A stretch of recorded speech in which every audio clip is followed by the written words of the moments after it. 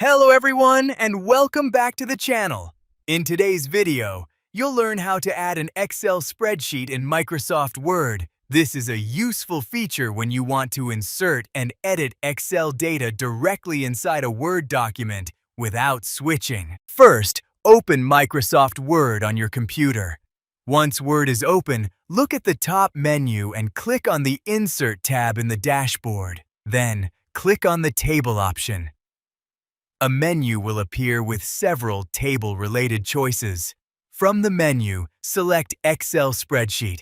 As soon as you click it, an Excel spreadsheet will be inserted directly into your Word document. You can now enter data, create rows and columns, and use many Excel features without leaving Microsoft Word. If you found this video helpful, please subscribe to the channel, give this video a like, and share it with others who may find it useful. Thanks for watching, and I'll see you in the next video.